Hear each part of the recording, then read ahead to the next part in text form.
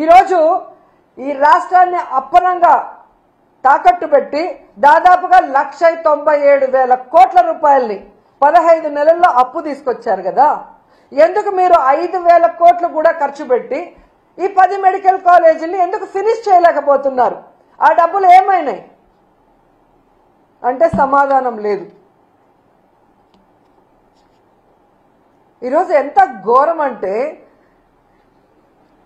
PPP అంటే ప్రైవేటీకరణ కాదు అని అనిత అంటుంది.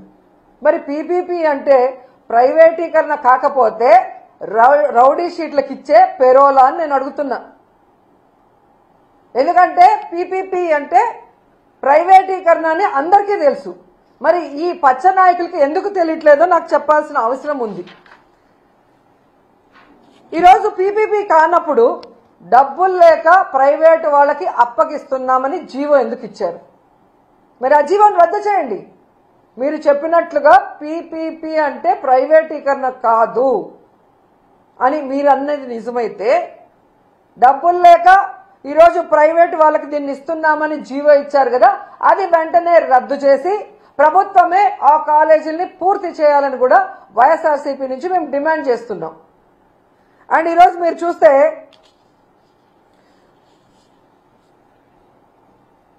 ఈ అనితతో పాటు ఇంకో ఆవిడ తయారైంది, సవిత. మొదటిసారి ఎమ్మెల్యే అవగానే మంత్రి అవగానే కొత్త పిచ్చోడు పొద్దురగడు అంటారు చూసావా, ఆ విధంగా ఉంది సవిత ప్రవర్తన. తనకు ఓట్లేసి గెలిపించిన ప్రజలకి ఈరోజు మెడికల్ కాలేజీని పూర్తి చేయాల్సిన బాధ్యత మంత్రికి లేదా జిల్లాలో? ఈరోజు చంద్రబాబు నాయుడు మీద ఒత్తిడి తీసుకొచ్చి ఆ కాలేజీని పూర్తి చేయడం ఆమెకి చేత కాదు.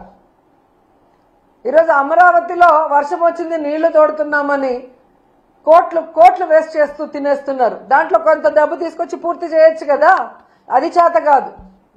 ఈరోజు మీ వెనకబడిన ప్రాంతం అనంతపురంలో పేద ప్రజలకి ఒక నాణ్యమైన వైద్యాన్ని అందించే విధంగా చంద్రబాబు నాయుడు కూడా చేయని ఆలోచన జగన్మోహన్ రెడ్డి గారు చేసి అక్కడ కాలేజీని నిర్మాణం స్టార్ట్ చేస్తే అది పూర్తి చేసుకోకుండా దాన్ని అమ్మకానికి కేబినెట్ లో పెడితే ఎలా సిగ్గు లేకుండా దానికి మద్దతు తెలిపావని సవితను అడుగుతున్నా నేను. మళ్ళీ నువ్వు కూడా మాట్లాడేదన్నా జగన్మోహన్ రెడ్డి గారి గురించి? నీకే అర్హత ఉంది?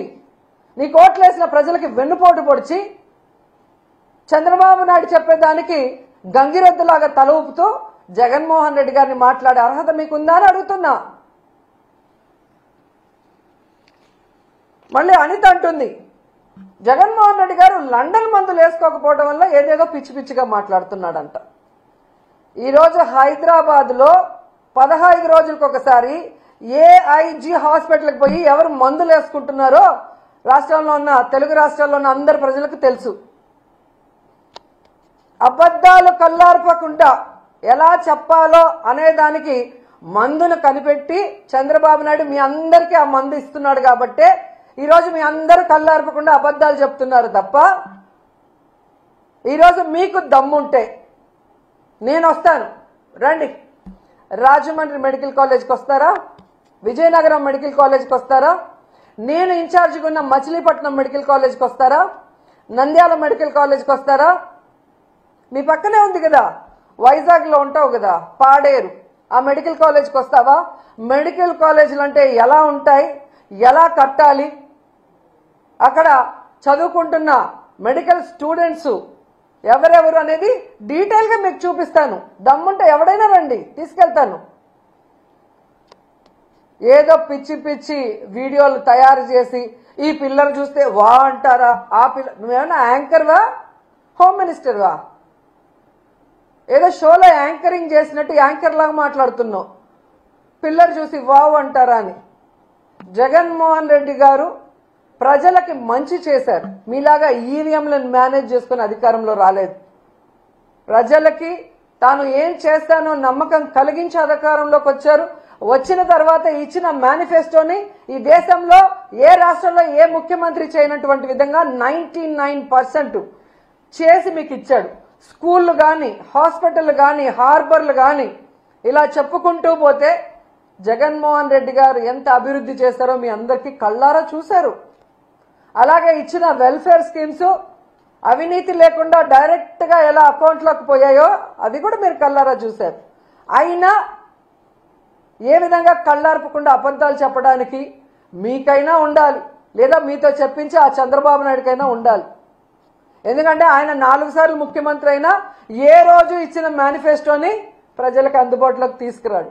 ఎవరైనా మాట్లాడితే వాళ్ళకి నాలుక మందం అంటాడు, ఎవరైనా మాట్లాడితే వాళ్ళ మీద తప్పుడు కేసులు పెడతాడు, ఎవరైనా మాట్లాడితే వాళ్ళ ఎమ్మెల్యేలు మంత్రులతో బూతులు మాట్లాడిస్తాడు.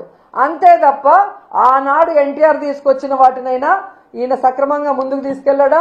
ఆనాడు రాజశేఖర రెడ్డి గారు తీసుకొచ్చినవైనా సక్రమంగా ముందుకు తీసుకెళ్లాడా? ఆనాడు జగన్మోహన్ రెడ్డి గారు తీసుకొచ్చినవన్నా ఈరోజు ఆయన సక్రమంగా తీసుకొస్తున్నారా?